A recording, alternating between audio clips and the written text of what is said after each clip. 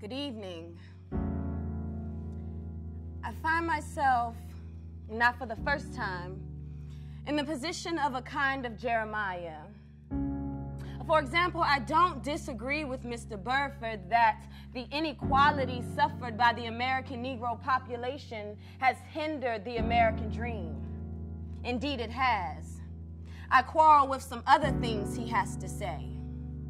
The other deeper element of a certain awkwardness I feel has to do with one's point of view. I have to put it that way, one's sense and one's system of reality.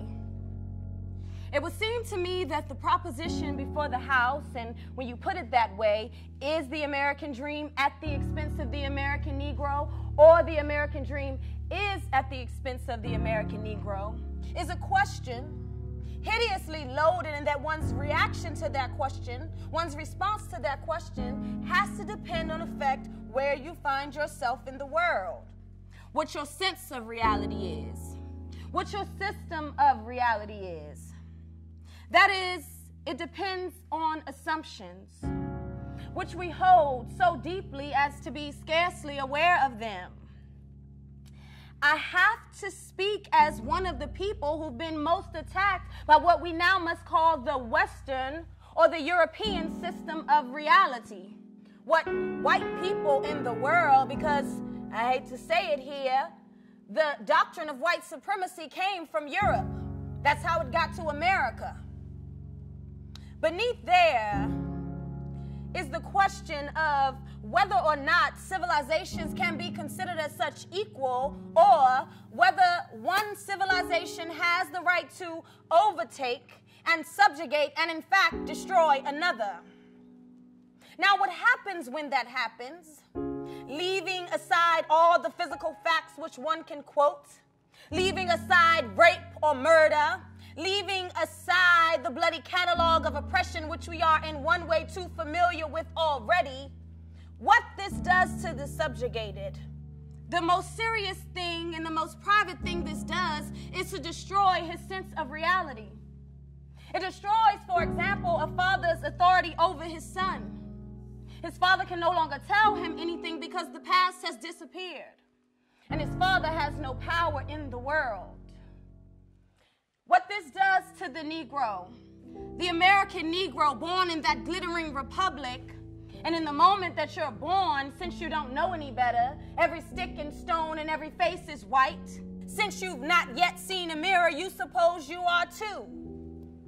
It comes as a great shock to discover around the age of 5 or 6 or 7 that the flag which you've pledged allegiance along with everyone else has not pledged allegiance to you. It comes as a great shock to discover that when you were rooting for Gary Cooper, when Gary Cooper was killing off the Indians, that the Indians were you. It comes as a great shock to discover that the country, which is your birthplace and to which you owe your life and your identity, has not in its whole system of reality evolved any place for you. The disaffection, the demoralization, and the gap between one person and another only on the basis of the color of their skins begins there and accelerates. It accelerates throughout a whole lifetime until presently you're 30 and realize you're having a terrible time managing to trust your countrymen. By the time you're 30, you've been through a certain kind of meal.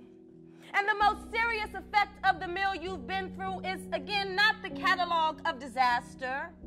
The policeman, the taxi driver, the waiter, the landlady, the landlord, the banks, the insurance companies, the millions of details, 24 hours of every day, which spell out to you that you are a worthless human being. It's not that. It's that by that time you've begun to see it happening in your daughter or your son or your niece or your nephew.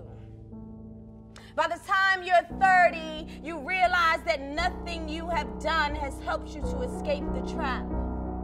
But what's worse than that is that as far as you can tell, nothing you have done and nothing you can do will save your son or your daughter from meeting the same disaster and not impossibly coming to the same end.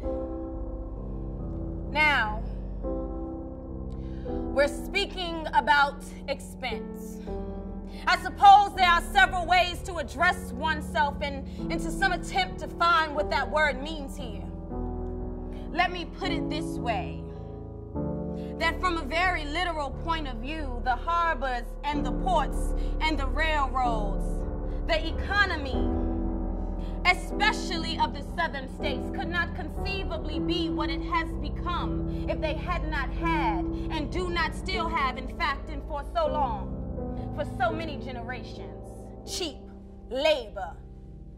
I am stating very seriously, and this is not an overstatement, that I picked the cotton and I carried it to market and I built the railroads under someone else's whip for nothing. For nothing. The Southern oligarchy, which has so much power in Washington and therefore some power in the world, was created by my sweat and my labor and the violation of my women and the murder of my children. This in the land of the free and the home of the brave. And no one can challenge that statement. It's a matter of historical record. In another way, this dream, and we'll get to the dream in a moment, is at the expense of the American Negro.